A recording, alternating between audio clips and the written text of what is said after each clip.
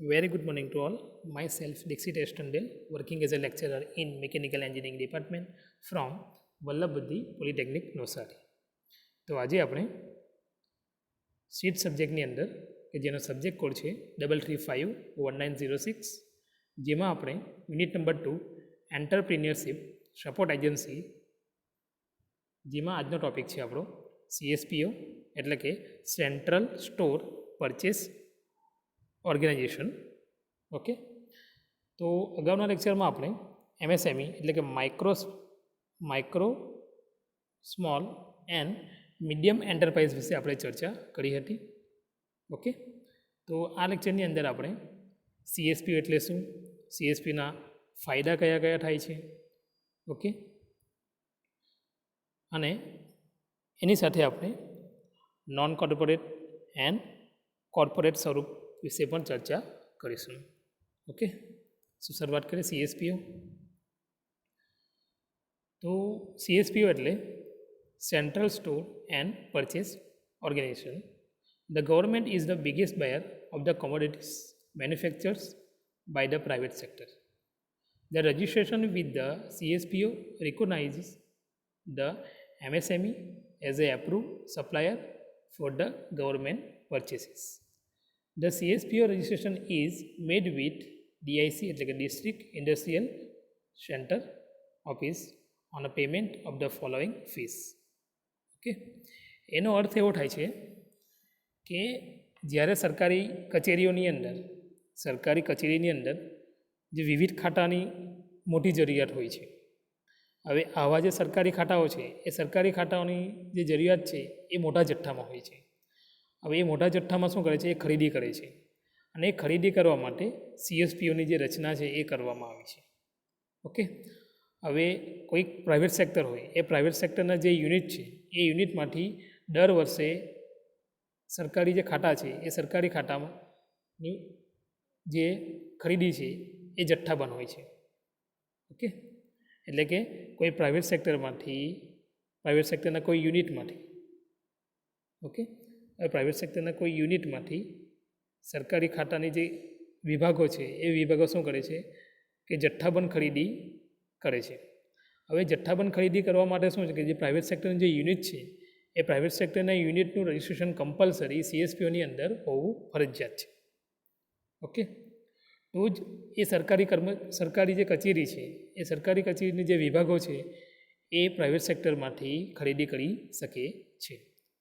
એની એક શરત છે. કઈ શરત છે કે જે પ્રાઇવેટ સેક્ટરનું જે યુનિટ છે એ પ્રાઇવેટ સેક્ટરના યુનિટનું રજિસ્ટ્રેશન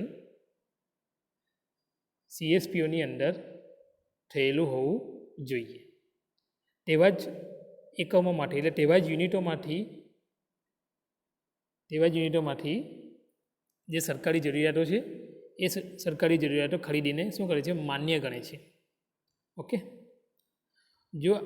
જો કોઈ પ્રાઇવેટ સેક્ટર છે એ પ્રાઇવેટ સેક્ટરનો જે યુનિટ છે એ યુનિટનું રજિસ્ટ્રેશન CSPOમાં નથી, તો એનું રજિસ્ટ્રેશન કરવા માટે શું કરવું જોઈએ આપણે, તો કોઈ નવો યુનિટ છે, the new units under the EM Part 2 filling, બરાબર, તો એની અંદર શું કરવામાં આવે છે કે એન્ટરપ્રિન્યોરશિપ મેમોન્ડરમ જે છે એ મેમોન્ડરમનું જે ફોર્મ આવે છે એનો ભાગ બીજો છે, એ મેમોન્ડરમનો ભાગ પત્રક 2, બરાબર, ભાગ 2 એનું ફોર્મ ભરવામાં, અને એ ફોર્મ ભરીને 100 રૂપિયાની રજિસ્ટ્રેશન ફી કરીને આપણે કોઈક નવું યુનિટ છે એનું રજિસ્ટ્રેશન આપણે કરાવી શકીએ છીએ.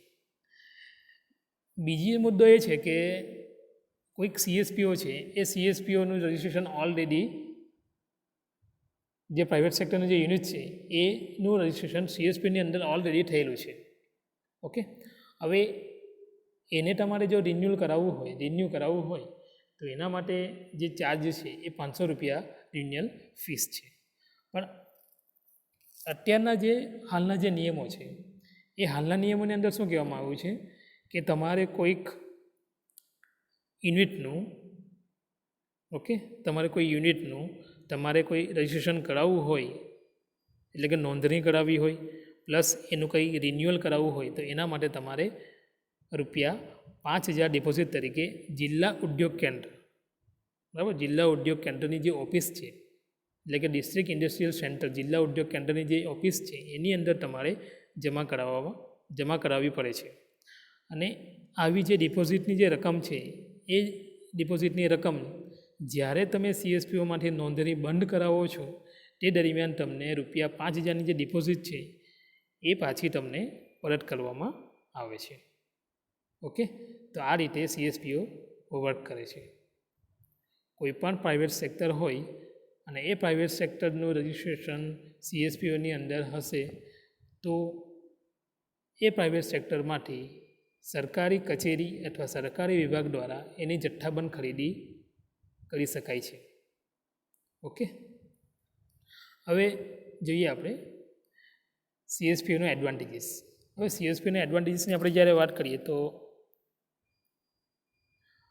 they are exempted from payment of tender fees and earnest money deposit for acquiring government contract.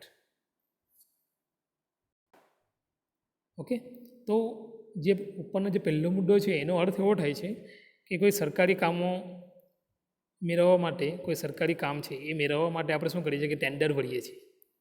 Okay, બીજું કે આપણે કોઈ ડિપોઝિટ આપણે એને ભરવી પડે છે, અર્નેસ્ટ મની ડિપોઝિટ. ઓકે, તો કોઈ પણ ગવર્મેન્ટનો કોન્ટ્રાક્ટ આપણે મેળવવું હોય તો એના માટે આપણે આ tender fees plus Ernst money deposit આપણે કરવી પડે છે. તો જ્યારે તમે CSPOની અંદર રજિસ્ટ્રેશન કરાવો છો ત્યારે તે દરમિયાન તમારે શું કરવું છે કે કોઈ ટેન્ડર ભરવાની જરૂર નથી. ઓકે, પ્લસ કે તમારી જે ઇન્કમ છે મની અર્નેસ્ટ તમે જે કમાવો છો બરાબર, એની મનીની જે ડિપોઝિટ છે એ કરવામાં આવતી નથી. એટલે એમાંથી તમને મુક્તિ મળે છે કે સરકારી કામો મેળવવા માટે ચૂકવવી પડતી ટેન્ડર ફી અને અર્નેસ્ટ મની ડિપોઝિટ ભરવામાંથી શું કરે છે તમને મુક્તિ મળે છે. બીજું છે approve unit are exempted from the payment of security deposit which are collected by the government for ensuring the fulfillment of the government contract. Okay, તો એનો અર્થ એવો થાય છે કે જે એકમનું રજિસ્ટ્રેશન CSPOની અંદર થયેલું છે, ઓકે, તો સરકાર શું કરે છે એની અંદર કે વિનામૂલ્યે એને માલ સપ્લાય કરે છે. ઓકે, અને વિનામૂલ્યે માલ સપ્લાય કરીને શું કરે છે કે તે પ્રકારની જે બાહેંધરી છે એ સરકાર આપે છે. ઓકે, શું આપે છે? સરકાર દ્વારા બાહેંધરી આપવામાં આવે છે કે સિક્યુરિટીની ડિપોઝિટ છે એ વસૂલ કરવામાં આવે છે. ઓકે, એટલે નોંધાયેલું જે એકમ છે બરાબર, એટલે જે એકમનું રજિસ્ટ્રેશન થઈ ગયેલું છે એની અંદર જે યુનિટ જે છે એ ₹2 લાખ સુધીની જે સિક્યુરિટી ડિપોઝિટ છે એમાંથી આપણને મુક્તિ મળે છે. Okay, no security deposit up to amount of 2 lakh. બરાબર, એટલે 2 લાખ સુધીનું જે અમાઉન્ટ થાય છે એની અંદર કોઈપણ પ્રકારની સિક્યુરિટીની જરૂર નથી. અને જો કોઈક માલની કિંમત બરાબર, કોઈ અમાઉન્ટની જે કિંમત છે એ કિંમત જો ₹2 લાખથી વધી જાય બરાબર, 2 લાખથી વધી જતી હોય તો એના માટે ઓનલી 3% સિક્યુરિટી 3% લેખે ડિપોઝિટ સિક્યુરિટી ભરવી પડે છે. ઓકે, તો આ રીતના એનો એડવાન્ટેજ મળે છે આપણને CSPOની અંદર. ત્રીજું છે price preference allowed by the government to quote 10% high quotation as compared to prevailing market price to approve the supplier. Okay, એનો અર્થ એવો થાય છે કે સરકાર દ્વારા જે ખરીદાતી જે વસ્તુઓ છે એ ખરીદાતી વસ્તુઓ માટે શું કરે છે કે માન્ય સપ્લાયરને ભાવની પસંદગી પ્રાઇસ પ્રેફરન્સ આપવામાં આવે છે. જે સપ્લાયર છે એ સપ્લાયરને શું કરવામાં આવે છે કે જે ભાવની જે પસંદગી છે, પ્રાઇસનું જે પ્રેફરન્સ છે એ પહેલાં આપવામાં આવે છે. ઓકે, એટલે કે જે ભવિષ્યની અંદર જે ભાવ હોય એ વર્તમાનમાં જે ચાલતો ભાવ છે બરાબર, ફ્યુચરની અંદર જે ભાવ છે કોઈપણ વસ્તુનો એ વસ્તુનો ભાવ છે એનો ભાવ કદાચ ઊંચો હોય એટલે કે એનું કોટેશન કરવામાં આવે છે બરાબર, એને કોટેશન આપવામાં આવે છે. અને કોટેશન આપવાની તક આપવામાં આવે છે.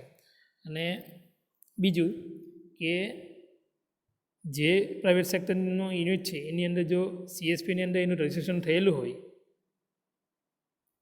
બરાબર, તો એની અંદર તેઓને 10% ભાવ, બરાબર, એટલે કે 10% હાઈ કોટેશનનો ભાવ પણ નક્કી કરવાની એ લોકોને તક આપવામાં આવે છે.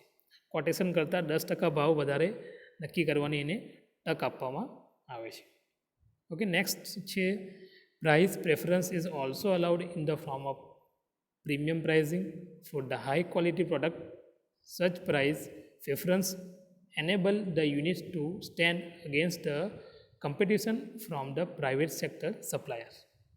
ઓકે, તો એનો અર્થ એવો થાય છે કે જો કોઈક મટીરિયલ્સ છે એ મટીરિયલ્સની ગુણવત્તા કેવી હોય, ઉચ્ચ પ્રકારની હોય, એટલે હાઈ ક્વોલિટીનું જે મટીરિયલ હોય, બરાબર, તો એ હાઈ ક્વોલિટીના મટીરિયલ માટે સરકાર જે છે એ સરકાર શું કરે છે કે તે સરકાર ખરીદીની જે પ્રીમિયમ પ્રાઇસ છે, બરાબર, જે મેક્સિમમ પ્રાઇસ છે, પ્રીમિયમ પ્રાઇસ, ઊંચા ભાવથી પણ વધારે પ્રાઇસ જે છે એ નક્કી કરવા માટે એને પ્રેફરન્સ આપવામાં આવે છે જે સપ્લાયર છે એને, બરાબર. અને આવી જે ગુણવત્તા છે એ આવી જે ગુણવત્તાવાળા જે પેદાશો છે, બરાબર, આવી જે ગુણવત્તાવાળું જે મટીરિયલ્સ છે એ મટીરિયલની ખરીદીમાં પણ ભાવની પસંદગીનો લાભ મળે છે. કોને? સપ્લાયરને. પ્રાઇવેટ સેક્ટરના જે સપ્લાયર છે એ સપ્લાયરને પ્રાઇસ પ્રેફરન્સના પ્લસ પ્રીમિયમ પ્રાઇઝિંગના જે એડવાન્ટેજ છે એ સીએસપીની અંદર જ્યારે રજિસ્ટ્રેશન કરાવેલું હશે ત્યારે એને એ બધું મળે છે. Okay, then next, registration of business enterprises based on ownership form. Okay, એટલે કે કોઈક માલિકીના ધોરણે ધંધાકીય સાહસોના જે વિભાજન છે એને આધારિત નોંધણી કરવામાં આવે છે. માલિકીના આધારે એટલે કે સ્વસહાય જૂથ, ઓકે, સેલ્ફ હેલ્પ ગ્રુપ, બીજું હોય છે કે કોઈક એસોસિએટ પર્સન દ્વારા, વ્યક્તિનું મંડળ દ્વારા કોઈ નક્કી કરેલું હોય, તો એ બધા કહેવાય છે માલિકીના. સોલ પાર્ટનરશિપ, ભાગીદારી પાર્ટનરશિપ, બરાબર, ભાગીદારી પેઢી, સોલ પ્રોપર્ટીશિપ પાર્ટનરશિપ, પછી government corporation, joint stock company, એ બધી શું હશે? કોઈ ભાગીદારી પેઢી હશે. ભાગીદારી એટલે માલિકી, કોઈ એનો માલિક હશે. કોઈ પોતે પણ માલિક હોય તો એને કહેવાય સોલ, એટલે એકાકી વેપારી પ્રથા, સોલ પ્રોપર્ટીશિપ. ભાગીદારી પેઢી એટલે પાર્ટનરશિપ ફર્મ, બરાબર. તો એ બધાનું જે રજિસ્ટ્રેશન છે એ રજિસ્ટ્રેશન તમે કોઈક એમએસએમઈ જે એક્ટ છે આપણે જે આગળ ભણી ગયા, micro small and medium enterprise જે છે એના સાધનો એની અંદર એની MSMED દ્વારા, એટલે કે એક્ટ 2006 એના આધારે એની નોંધણી કરવામાં આવે છે. ઓકે, તો the registration of the MSME enterprise under the MSME Act 2006 is for the purpose of developing the information and documentation of MSME as an organized sector. Okay, તો એનો અર્થ એવો થાય છે કે માઇક્રો સ્મોલ એન્ડ મીડિયમ પ્રકારના જે ધંધાકીય સાધનોની નોંધણી છે એ MSME એક્ટ, બરાબર, MSME એક્ટ 2006 હેઠળ આવા જે એકમો છે એ એકમોને સંબંધિત જે આંકડાકીય જે માહિતી છે એ આંકડાકીય માહિતી MSMEને જે યુનિટ છે એ યુનિટને જે વિકાસ માટે જરૂરી નીતિઓ છે એ નીતિઓ ઘડવા માટે એનો ઉપયોગ કરવામાં આવે છે. ઓકે, તો એની અંદર બે પ્રકારના જે માલિકી ધોરણો છે એની વાત કરવામાં આવી છે. એને બે પ્રકારે એને ક્લાસિફિકેશન કરવામાં આવ્યું છે, non corporate form and corporate form. હવે નોન કોર્પોરેટ ફોર્મની જ્યારે આપણે વાત કરીએ તો નોન કોર્પોરેટ ફોર્મ એટલે કે નોન કોર્પોરેટ સ્વરૂપની અંદર self help group, sole proprietorship, partnership firm, Hindu undivided family business. Okay, તો એ બધા એની અંદર આવે છે. તો સૌપ્રથમ તો આપણે જોઈએ કે સેલ્ફ હેલ્પ ગ્રુપ, તો એનું જે રજિસ્ટ્રેશન છે, આવા જે એકમો છે એ એવા એકમોનું જે રજિસ્ટ્રેશન છે એ જિલ્લા કક્ષાની અંદર, જિલ્લા કક્ષાની જે સરકારી એજન્સી છે જેવી કે ડિસ્ટ્રિક્ટ ડેવલપ એજન્સી DDA અથવા ડિસ્ટ્રિક્ટ ઇન્ડસ્ટ્રીઝ સેન્ટર, એની અંદર એનું રજિસ્ટ્રેશન કરવામાં આવે છે. ઓકે, બીજું કે સોલ પ્રોપર્ટીશીપ. ઓકે, તો જે એ એનો એનો અર્થ થાય છે કે એકાકી વેપારી પટ્ટા. એટલે એકાકી વેપારી પટ્ટા એટલે શું કે કોઈનું પોતાનું દુકાન હોય, પોતે જ એનો માલિક હોય, બરાબર. તો આવા એકમોની જે નોંધણી છે રજિસ્ટ્રેશન વિથ લોકલ પંચાયતની અંદર, નગર પંચાયતની અંદર, મ્યુનિસિપાલિટીની અંદર કે મ્યુનિસિપલ કોર્પોરેશનની અંદર એનું આપણે શું કરવું પડે છે, નોંધણી કરાવવી પડે છે. ઓકે, તો આવા એકમોની નોંધ સ્થાનિક સંસ્થાએ જેમ કે સ્થાનિક સત્તાએ જેવી કે ગ્રામ પંચાયત, નગરપાલિકા, મ્યુનિસિપાલિટી કોર્પોરેશન વગેરેની અંદર શું કરવામાં આવે છે, એની નોંધણી કરવામાં આવે છે. બીજું છે કે ભાગીદારી પેઢી એટલે કે partnership frame.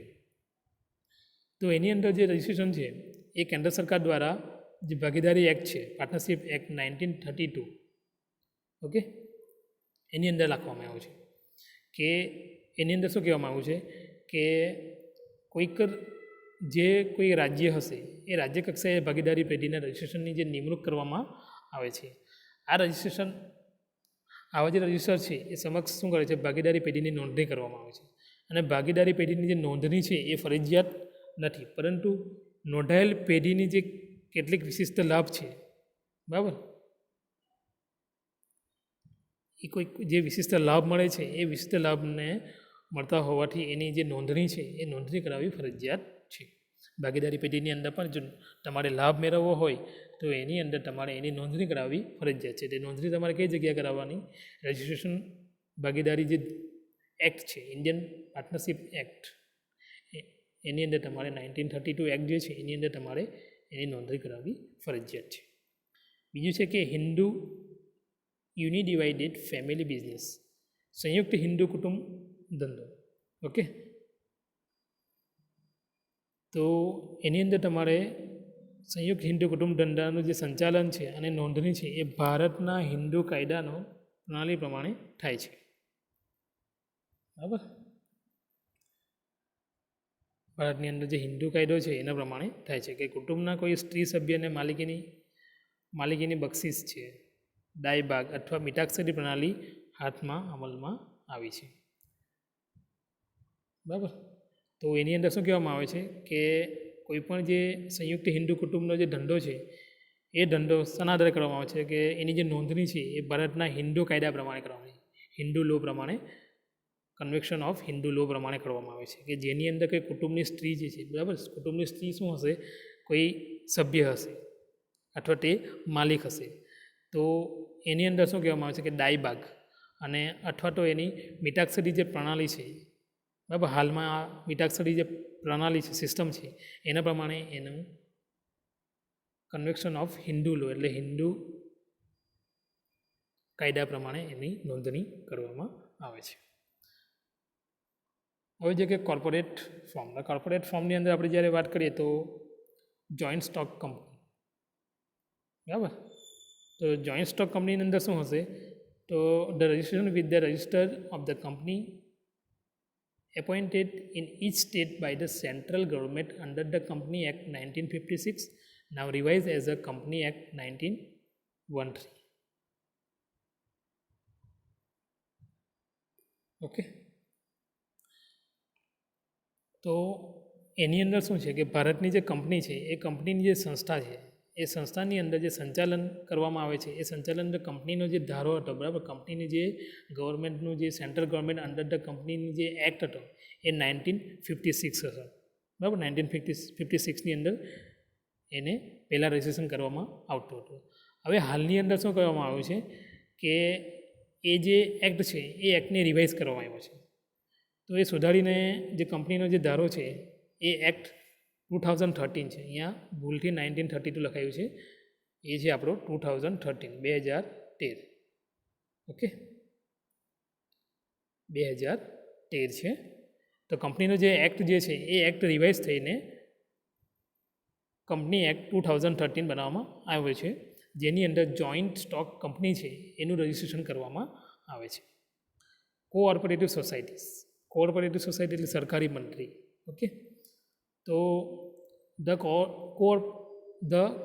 corporation is falling under the concurrent list of the Constitution of the India. બરાબર. The other two are the state list, central list. For the concurrent listed item, both state as well as center can be enacted the laws.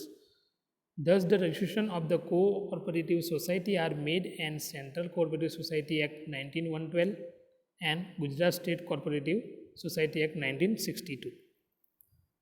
Okay, તો આ જે સરકારી મંત્રી છે એ સરકારી મંત્રીની જ્યારે કોઈ બંધારણીય જોગવાઈ છે, બંધારણીય જોગવાઈ એટલે કોન્સ્ટિટ્યુશન, બરાબર, કોન્સ્ટિટ્યુશન ઓફ ઇન્ડિયા, બંધારણીય જોગવાઈ પ્રમાણે સરકારનો વિષય સંયુક્ત યાદી એટલે કોન્કરન્ટ લિસ્ટની અંદર હોવી જોઈએ. તેના કાયદાઓ રાજ્ય સરકાર તેમજ કેન્દ્ર સરકારની અંદર એટલે કે સ્ટેટ ગવર્મેન્ટ અને સેન્ટ્રલ ગવર્મેન્ટની અંદર અલગ અલગ રીતે એને નક્કી કરવામાં આવ્યો છે. જે હેઠળ શું છે, જે હેઠળ જે વિસ્તારની સરકારી મંત્રીઓ હોય એ સરકારી મંત્રીઓની નોંધણી બે પ્રકારે નોંધણી કરવી જોઈએ. એક તો સેન્ટ્રલ પ્રમાણે અને બીજું છે ડિસ્ટ્રિક્ટ પ્રમાણે. જો એની નોંધણી તમારે કોઈ કેન્દ્ર કક્ષા એટલે કે સેન્ટ્રલ સ્ટેટ, બરાબર, સેન્ટ્રલ ઉપર કરવી હોય તો એના માટે તમારે એનો જે એક્ટ જે છે કોઓપરેટિવ સોસાયટી એક્ટ 1912 એટલે 1912ની અંદર તમારે એની નોંધણી કરાવવી પડશે. જ્યારે તમારે જો એની કોઈ સ્ટેટ લેવલે કરવી હોય, જ્યારે કોઈ એ કોઓપરેટિવ સોસાયટીની તમારે નોંધણી તમારે કોઈક સ્ટેટ લેવલ એટલે કે રાજ્ય કક્ષાએ કરાવવી હોય તો ગુજરાત સરકારી મંજૂરી એક્ટ 1961, બરાબર, 1961-62 એની અંદર તમારે એની નોંધણી કરાવવી ફરજિયાત છે. ગવર્મેન્ટ કોર્પોરેશન એટલે કે સરકારી નિગમો, એના પછીનું છે government corporation. The government enterprise are the established as a register under the either the central act passed by the parliament like as a Indian Oil Corporation passed by the parliament or state act passed by the state legislative assembly like Gujarat State Livelihood Promotion Company. It is named as a company, corporation board, mission commission authority etc. Okay, તો simple આપણે એક વાત કરીએ તો government corporation જે સરકારી નિગમો છે એ સરકારી નિગમોની અંદર જ્યારે તમે કોઈ કોર્પોરેશનની વાત કરો છો તો કોર્પોરેશનની અંદર ઘણી બધી વસ્તુઓ આવે છે, જેવી કે ગવર્મેન્ટ કોર્પોરેશન જેવી કે Indian oil corporation commission, okay, oil and natural gas commission board.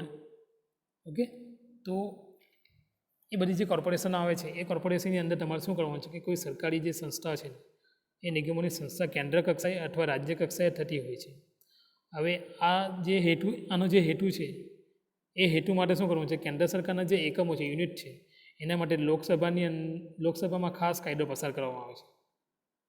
બરાબર, લોકસભાની અંદર શું કરવામાં આવે છે, કાયદો પસાર કરીને જે તે સરકારી નિગમો છે એ જે તે સરકારી નિગમોની અંદર શું કરવામાં આવે છે, નોંધણી કરવામાં આવે છે. ઓકે, સિમ્પલ છે કે પાર્લામેન્ટની અંદર શું કરવામાં આવે છે, તો પાર્લામેન્ટની અંદર એક કાયદો પસાર કરવામાં આવે છે લોકસભાની અંદર, બરાબર, અને એ લોકસભાની અંદર કાયદો પસાર થાય પછી જે તે સરકારી નિગમોની અંદર એની નોંધણી કરવામાં આવે છે.